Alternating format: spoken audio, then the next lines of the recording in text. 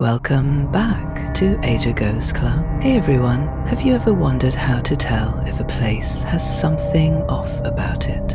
Whether it's a house you're looking at or just a new space you're stepping into? Well, there are two natural detectors: dogs and babies. If a dog or a baby suddenly starts acting weird, barking uncontrollably, crying hysterically, or refusing to enter, then you might want to reconsider staying in that place. But today's story isn't just about signs.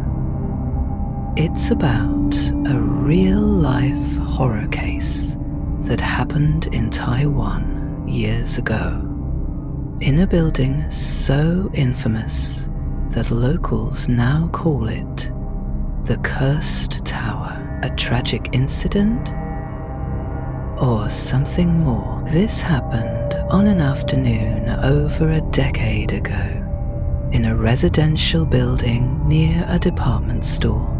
That day, a man jumped from a high floor, ending his life instantly. But what's even more chilling, before he jumped, he had already killed his live-in girlfriend inside the apartment. This case was all over the news. Later, it was revealed that the tragedy started because the woman had wanted to break up. But here's the thing, this wasn't the first death in that apartment. 2 years earlier, another death in the same apartment. If we rewind 2 years before that, another tenant, a young woman, was found dead inside the same unit. She had taken her own life using charcoal fumes. Her neighbors noticed a strong, awful smell coming from her apartment and alerted building security. When the landlord and police arrived, they found her lifeless body. Next to her was a small, crumpled note with a few desperate words scrawled on it. I'll do it. Just stop forcing me. The case was ruled as a suicide. The landlord, unable to do much, had the place cleaned up and quietly rented it out again once the public forgot about it. And the new tenants, they were the same couple involved in the murder-suicide.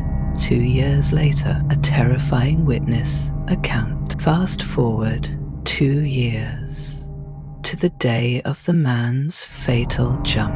It was late afternoon, near rush hour. The building sat on a busy street with several universities nearby. A college girl happened to be leaving the area on her motorbike. Since the parking spaces were tightly packed, she did what many riders do.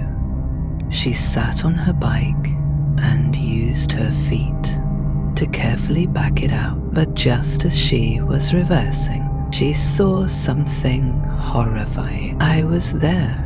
I saw it happen. Blood splattered all over her. It covered her clothes, her hands, her entire body turned red, and just 2 meters away from her, a horribly twisted body was hanging off the motorcycle. She froze, completely paralyzed by shock. Moments later, emergency responders arrived. They rushed to her, repeatedly asking, "Miss, are you okay? Are you hurt?" But she didn't move, didn't blink, didn't respond. She just stood there like a statue. One of the paramedics gently tapped her on the shoulder, and at that moment she let out a blood-curdling scream before collapsing unconscious. An ambulance had to rush her away. The dark reputation of the Cursed Tower. Now, here's the thing.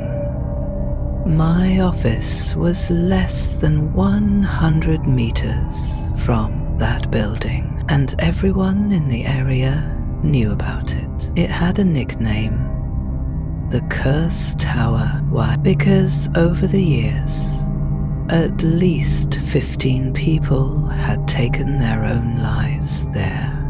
Same building, over and over again. Even after that triple tragedy in 2 years, someone still rented the unit. The aftermath. Not long after that incident, the head of the building's management committee, he told me, I can't take it anymore. Too many deaths. I'm selling my apartment, even if I have to lose money on it. This story isn't just an urban legend. It was in the news. If you're curious, you can even look it up yourself. Final thoughts. Whether you believe in ghosts or not, one thing's for sure. Some places just aren't meant to be lived in. So, next time you enter a new home or space, pay attention to the sign, because sometimes the place you step into might be watching you back.